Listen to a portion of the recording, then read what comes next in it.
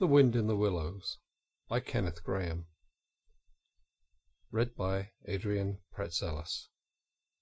Chapter 10. The Further Adventures of Toad.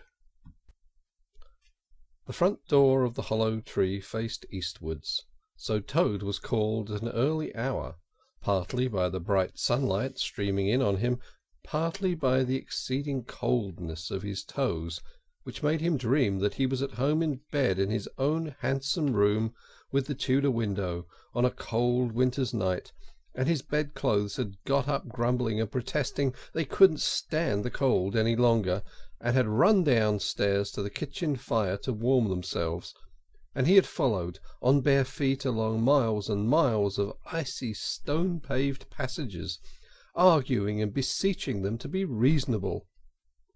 He would probably have been aroused much earlier, had he not slept for some weeks on straw over stone flags, and had almost forgotten the friendly feeling of thick blankets pulled well up around the chin.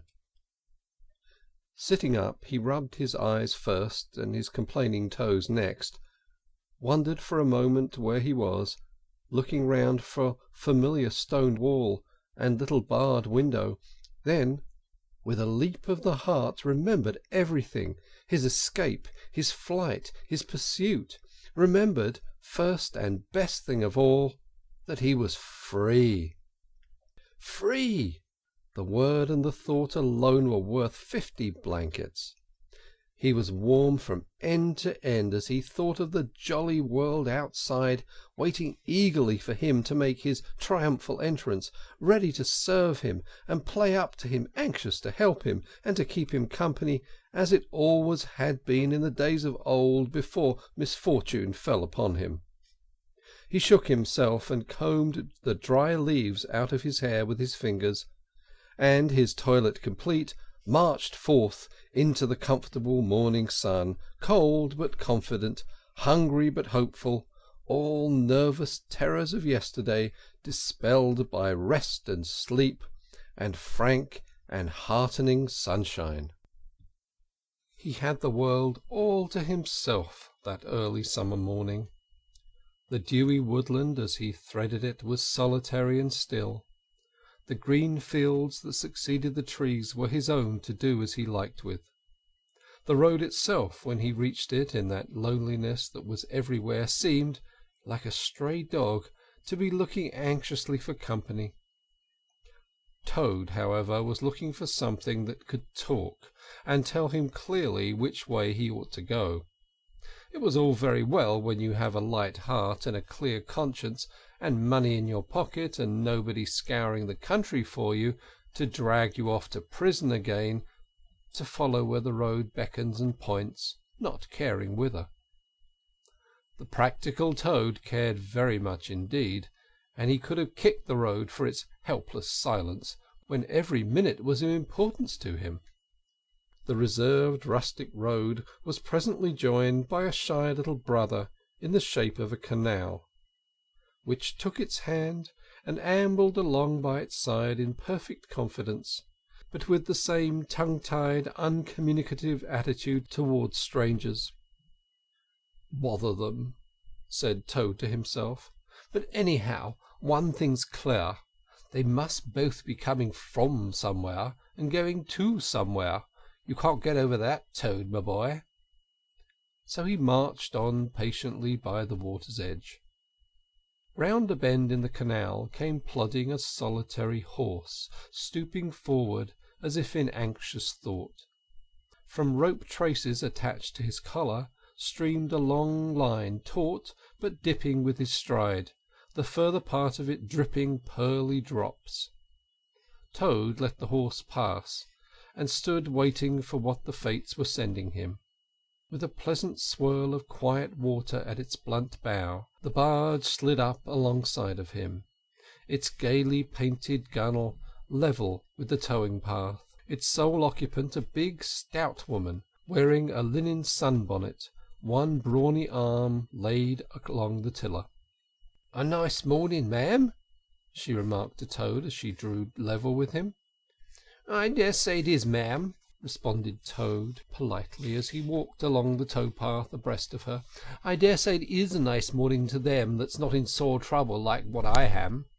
Here's my married daughter. She sends off to me post-haste to come to her at once. So off I comes, not knowing what may be happening or going to happen, but fearing the worst, as you will understand, ma'am, if you're a mother too. And I've left my business to look after itself. I'm in the washing and laundering line, you must know, ma'am. And I've left my young children to look after themselves, and a more mischievous and troublesome set of young imps doesn't exist, ma'am. And I've lost all my money and lost my way. And as for what may be happening to my married daughter, why, I don't like to think of it, ma'am." "Where might your married daughter be living, ma'am?" asked the bargewoman. "She lives near to the river, ma'am," replied Toad, "close to a fine house called Toad Hall that's somewheres hereabouts in these parts. Perhaps you may have heard of it." "Toad Hall? Why, I'm going that way myself," replied the bargewoman. "This canal joins the river some miles further on, a little above Toad Hall, and then it's an easy walk. You can come along in the barge with me, and I'll give you a lift." She steered the barge close to the bank, and Toad, with many humble and grateful acknowledgments, stepped lightly on board and sat down with great satisfaction.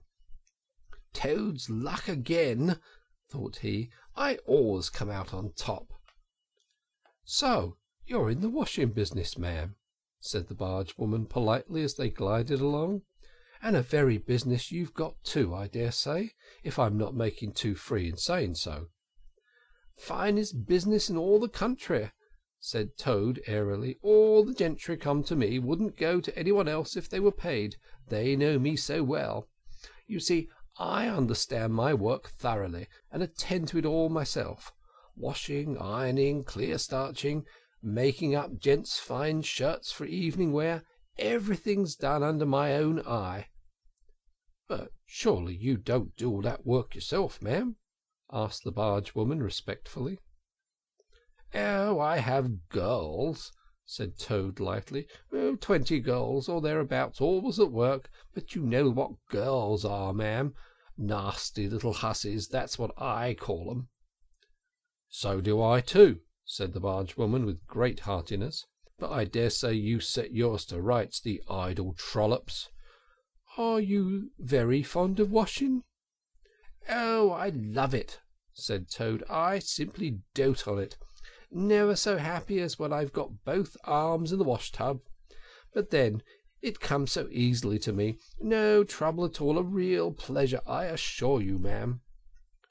"What a bit of luck meeting you," observed the bargewoman thoughtfully.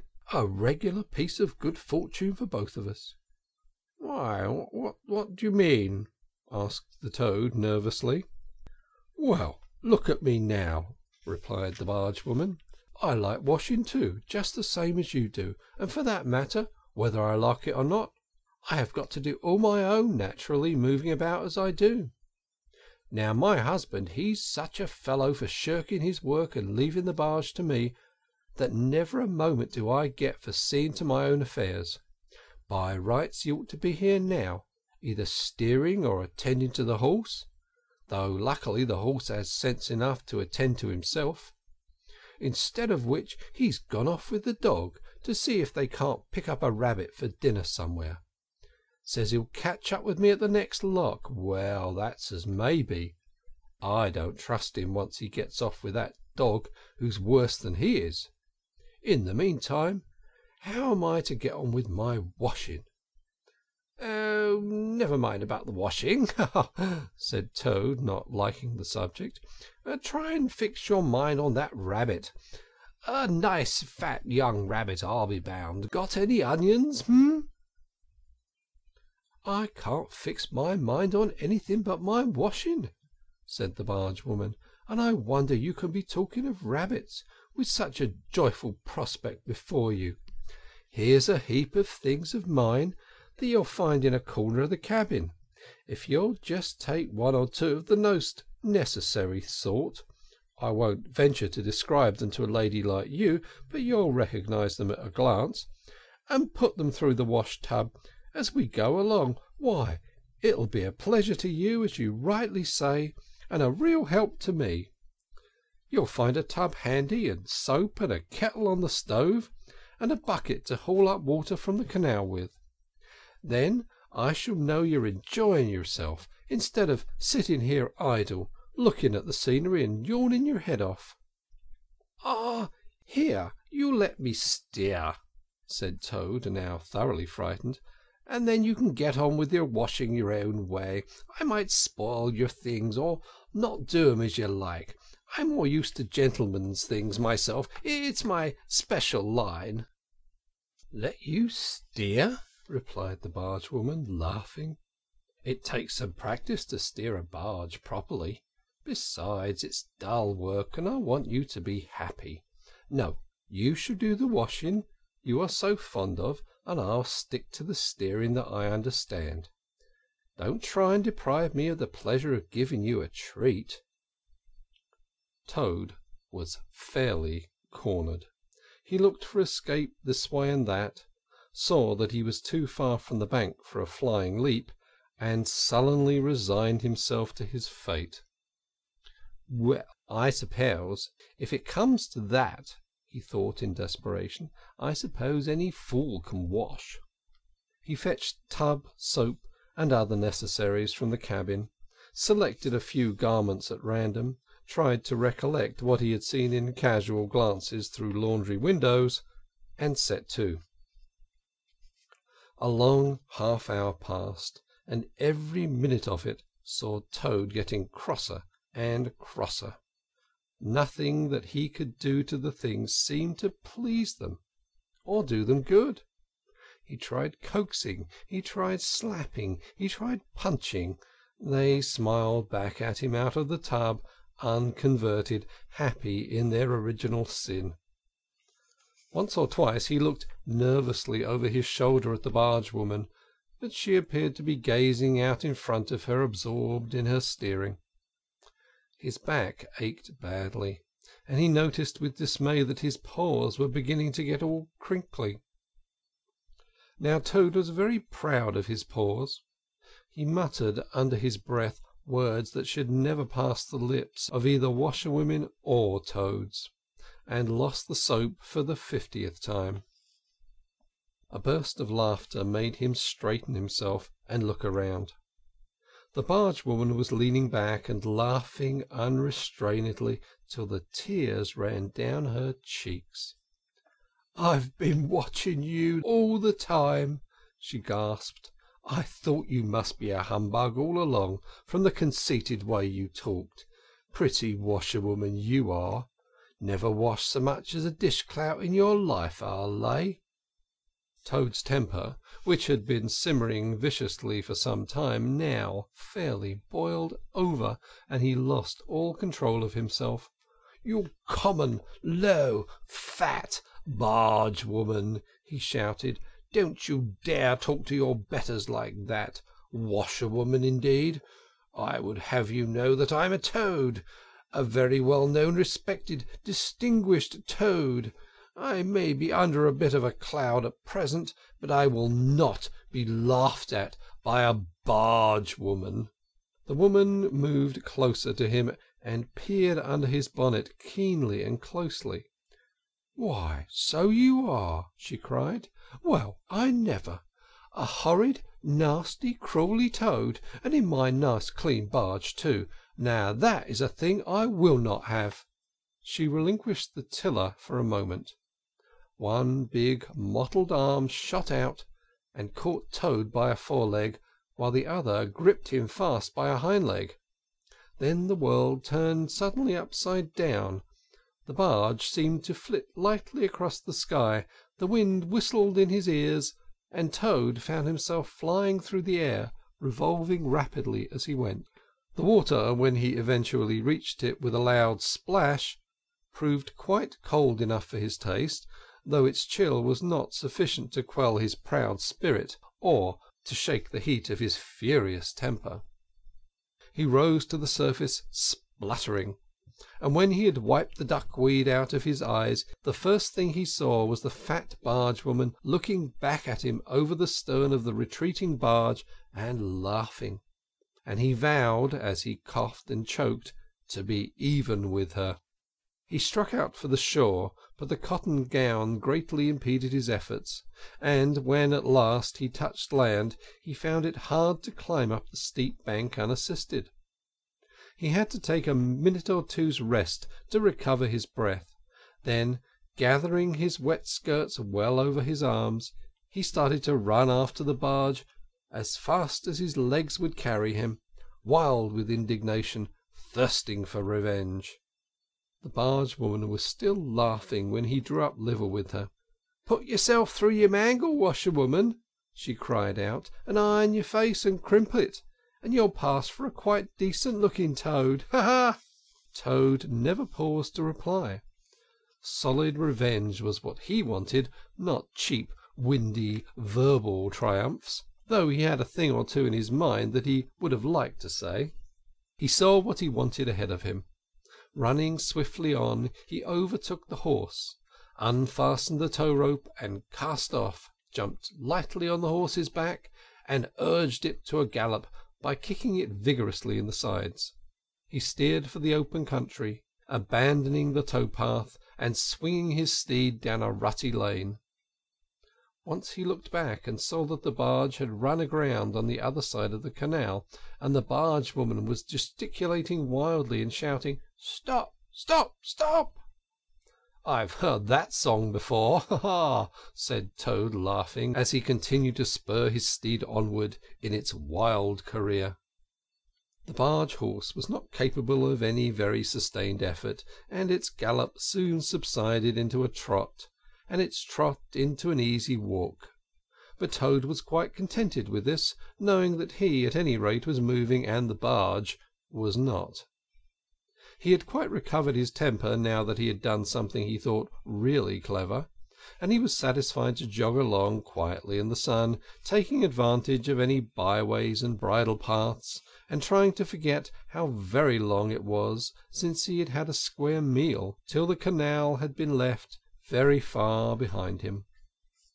He had travelled some miles, his horse and he was feeling drowsy in the hot sunshine, when the horse stopped, lowered his head, and began to nibble the grass, and Toad, waking up, just saved himself from falling off by an effort. He looked about him, and found he was on a wide common, dotted with patches of gorse and bramble as far as he could see.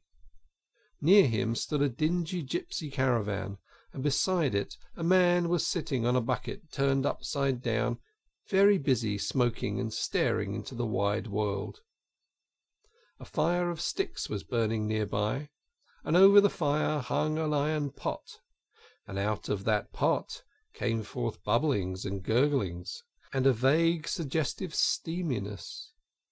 Also smells, warm, rich, and varied smells, that twined and twisted and wreathed themselves at last into one complete, voluptuous, perfect smell that seemed like the very soul of nature taking form and appearance to her children, a true goddess, a mother of solace and comfort. Toad now knew well that he had not been really hungry before.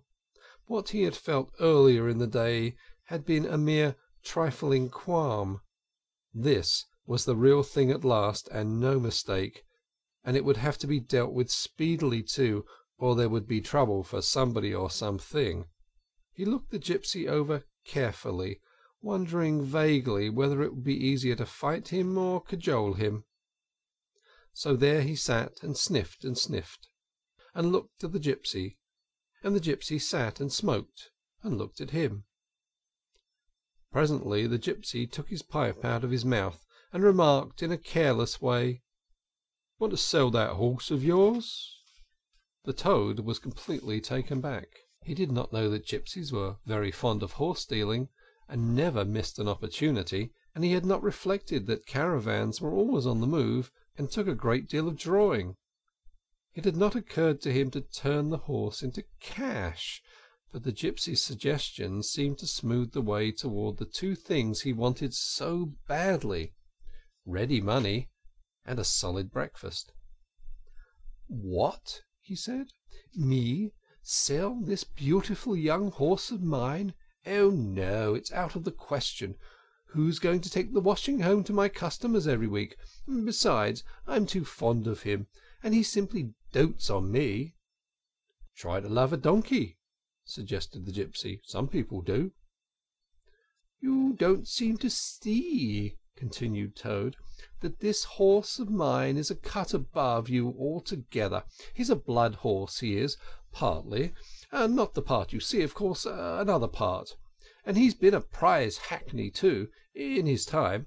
That was the time before you knew him, but you can still tell it on him at a glance, if you understood anything about horses.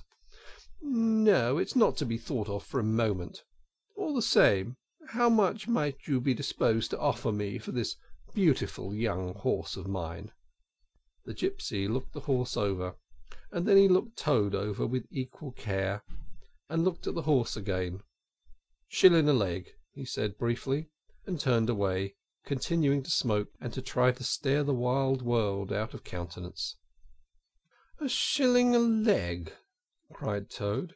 "If you please, I must take a little time to work that out and see just what it comes to." He climbed down off his horse and left it to graze, and sat down by the gypsy to do sums on his fingers, and at last he said, "Shilling a leg? Why, that comes to exactly 4 shillings and no more. Oh no, I couldn't think of accepting 4 shillings for this beautiful young horse of mine."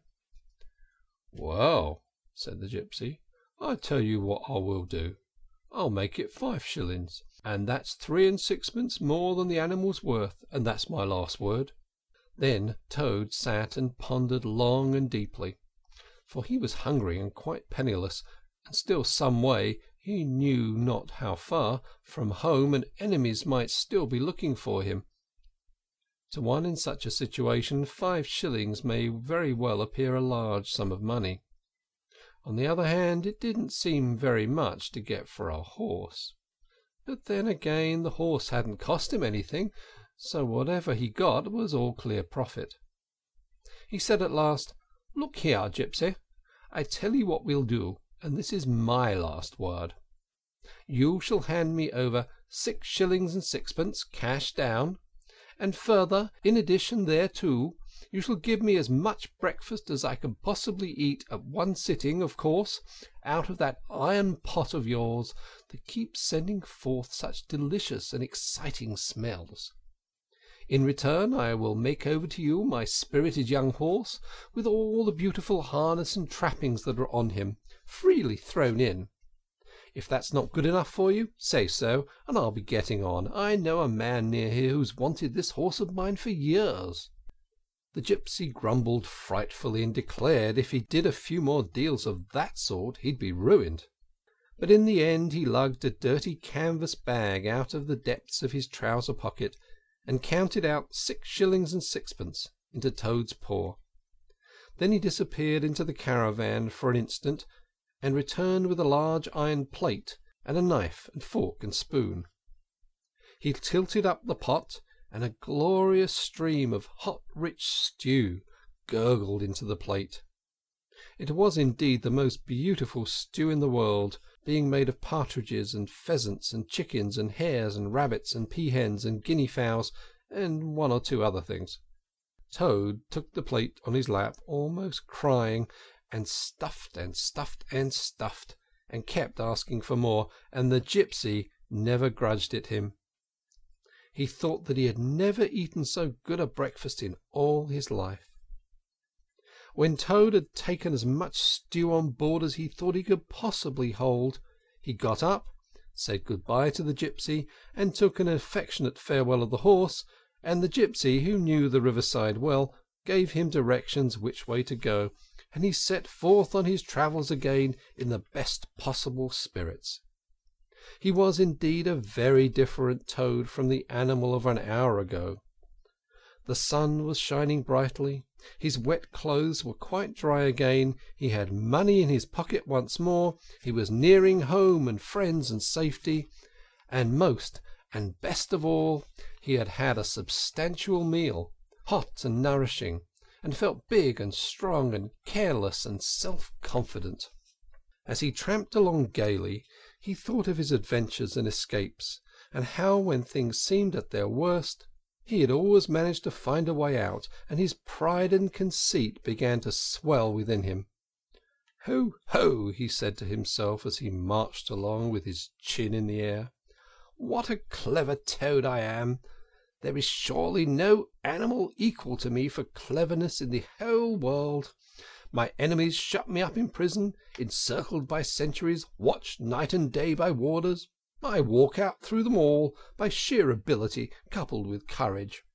They pursue me with engines and policemen and revolvers. I snap my fingers at them and vanish, laughing into space.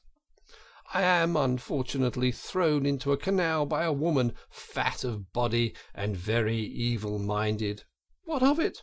I swim ashore, I seize her horse, I ride off in triumph, and I sell the horse for a whole pocketful of money and an excellent breakfast. Ho, ho! I am the Toad, the handsome, the popular, the successful Toad." He got so puffed up with conceit that he made up a song as he walked in praise of himself, and sang it at the top of his voice, though there was no one to hear it but him. It was perhaps the most conceited song that any animal ever composed. "The world has had great heroes, as history books have showed, but never a name to go down in fame compared with that of Toad. The clever men at Oxford know all that is to be knowed, but they none of them know half as much as intelligent Mr. Toad. The animals sat in the ark and cried, their tears in torrents flowed. Who was it said, 'There's land ahead,' encouraging Mr. Toad? The army all saluted as they marched along the road. Was it the King or Kitchener? No, it was Mr. Toad. The Queen and her ladies in waiting sat in the window and sewed. She cried, 'Look, who's that handsome man?' They answered, 'Mr. Toad.'" There was a great deal more of the same sort, but too dreadfully conceited to be written down. These are some of the milder verses. He sang as he walked, and he walked as he sang, and got more inflated every minute, but his pride was shortly to have a severe fall.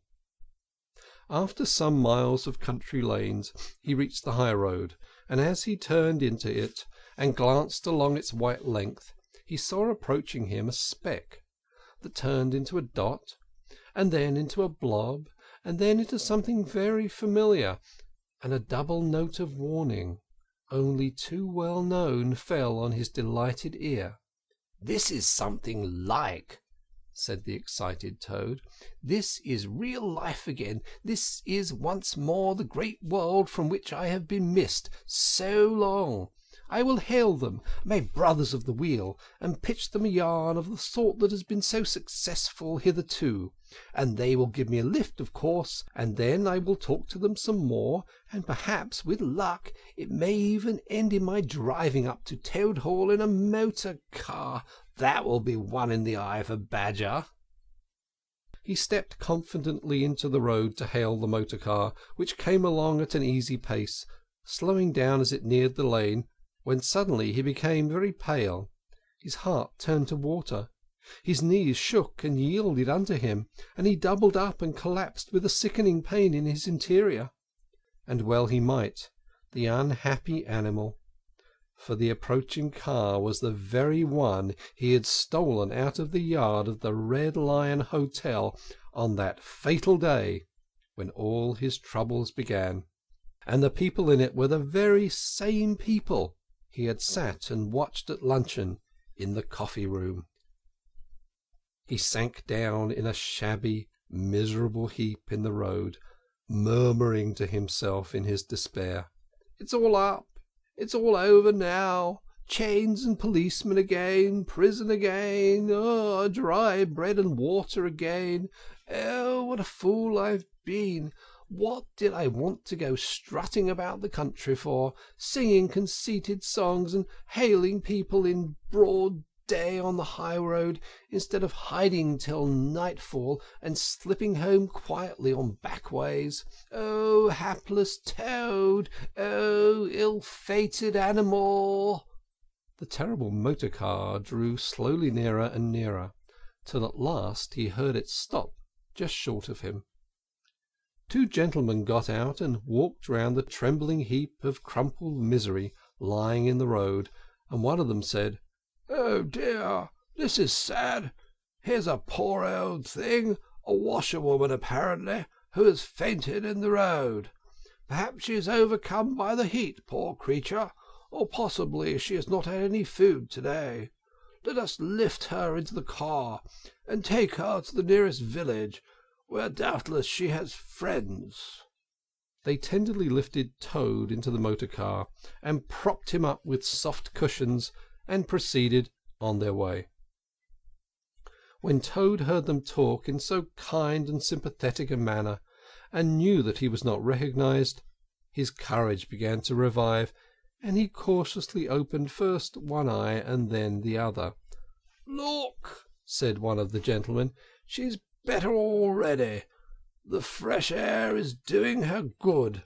How do you feel now, ma'am?" "Oh, thank you kindly, sir," said Toad in a feeble voice. "I'm feeling a great deal better." "That's right," said the gentleman. "Now keep quite still, and above all, don't try to talk." "Oh, I won't," said Toad. "I was only thinking, if I might sit in the front seat there, beside the driver, where I could get the fresh air full in my face, I should soon be all right again." "What a sensible woman," said the gentleman. "Of course you shall." So they carefully helped Toad into the front seat beside the driver, and on they went once more. Toad was almost himself by now. He sat up, looked about him, and tried to beat down the tremors, the yearnings, the old cravings that rose up and beset him, and took possession of him entirely. "It is fate," he said to himself. "Why strive? Why struggle?" And he turned to the driver at his side. "Please, sir," he said, "I wish you would kindly let me try and drive the car for a little. I've been watching you carefully, and it looks so easy and so interesting, and I should like to be able to tell my friends that I once had driven a motor car." The driver laughed at the proposal so heartily that the gentleman inquired what the matter was. When he heard, he said to Toad's delight, "Bravo, ma'am, I like your spirit. Let her have a try and look after her. She won't do any harm." Toad eagerly scrambled into the seat vacated by the driver, took the steering wheel in his hands, listened with affected humility to the instructions given him, and set the car in motion, but very slowly and carefully at first, for he was determined to be prudent. The gentlemen behind clapped their hands and applauded, and Toad heard them saying, "How well she does it! Fancy a washerwoman driving a car as well as that the first time." Toad went a little faster, then faster still and faster. He heard the gentleman call out warningly, "Be careful, washerwoman!" and this annoyed him, and he began to lose his head. The driver tried to interfere, but he pinned him down in his seat with one elbow, and put on full speed. The rush of air in his face, and the hum of the engine, and the light jump of the car beneath him intoxicated his weak brain. "Washerwoman indeed!" he shouted recklessly. "Ho, ho! I am the Toad, the motor car snatcher, the prison breaker, the Toad who always escapes. Sit still, and you shall know what driving really is, for you are in the hands of the famous, the skilful, the entirely fearless Toad! With a cry of horror, the whole party rose and flung themselves on him. "Seize him!" they cried. "Seize the Toad, the wicked animal who stole our motor car! Bind him, chain him, drag him to the nearest police station! Down with the desperate and dangerous Toad!" Alas, they should have thought. They ought to have been more prudent. They should have remembered to stop the motor car somehow before playing any pranks of that sort. With a half-turn of the wheel, the Toad sent the car crashing through the low hedge that ran along the roadside. One mighty bound, a violent shock, and the wheels of the car were churning up the thick mud of a horse-pond. Toad found himself flying through the air with the strong upward rush and delicate curve of a swallow. He liked the motion, and was just beginning to wonder whether it would go on until he developed wings and turned into a toad bird, that he landed on his back with a thump in the soft rich grass of a meadow. Sitting up, he could just see the motor car in the pond, nearly submerged. The gentleman and the driver, encumbered by their long coats, were floundering helplessly in the water. He picked himself up rapidly, and set off running across country as hard as he could, scrambling through hedges, jumping ditches, pounding across fields, till he was breathless and weary, and had to settle down into an easy walk. When he had recovered his breath somewhat, and was able to think calmly, he began to giggle. And from giggling he took to laughing, and he laughed till he had to sit down under a hedge. "Hoo-hoo!" he cried, in the ecstasies of self-admiration. "Toad again! Toad, as usual, comes out on top! Who was it who got them to give him a lift? Who managed to get on the front seat for the sake of fresh air? Who persuaded them into letting him see if he could drive? Who landed them all in a horse-pond? Who escaped, flying gaily and unscathed through the air, leaving the narrow-minded, grudging, timid excursionists in the mud where they should rightly be? Why, Toad, of course! Clever Toad, great Toad, good Toad!" Then he burst into song again, and chanted with uplifted voice, "The motor car went poop, poop, poop as it raced along the road. Who was it steered it into a pond? Ingenious Mr. Toad. Oh, how clever I am! How clever, how clever, how very clever!" A slight noise at a distance behind him made him turn his head and look. Oh, horror! Oh, misery! Oh, despair! About 2 fields off, a chauffeur in his leather gaiters and 2 large rural policemen were visible, running toward him as hard as they could go. Poor Toad sprang to his feet and pelted away, his heart in his mouth. "Oh, my!" he gasped as he panted along. "What an ass I am! What a conceited and heedless ass! Swaggering again, shouting and singing songs again, sitting still and gassing again. Oh, my, oh, my, oh, my!" He glanced back and saw to his dismay that they were gaining on him. On he ran desperately, but kept looking back and saw that they still gained steadily. He did his best, but he was a fat animal and his legs were short, and still they gained. He could hear them close by now. Ceasing to heed where he was going, he struggled on blindly and wildly, looking back over his shoulder at the now triumphant enemy, when suddenly the earth failed under his feet. He gasped at the air, and splash! He found himself head over heels in deep water, rapid water, water that bore him along with a force that he could not contend with, and he knew that in his blind panic he had run straight into the river. He rose to the surface and tried to grasp the reeds and the rushes that grew along the water's edge close under the bank, but the stream was so strong that it tore them out of his hands. "Oh, my!" gasped the poor Toad. If ever I steal a motorcar again, if ever I sing another conceited song " Then down he went, and came up breathless and spluttering. Presently he saw that he was approaching a big dark hole in the bank, just above his head, and as the stream bore him past, he reached up with one paw and caught hold of the edge and held on. Then slowly and with difficulty he drew himself up out of the water, till at last he was able to rest his elbows on the edge of the hole. There he remained for some minutes, puffing and panting, for he was quite exhausted. As he sighed and blew and stared before him into the dark hole, some bright small thing shone and twinkled in its depths, moving towards him. As it approached, a face grew gradually around it, and it was a familiar face, brown and small, with whiskers, grave and round, with neat ears and silky hair. It was the water rat. End of Chapter 10.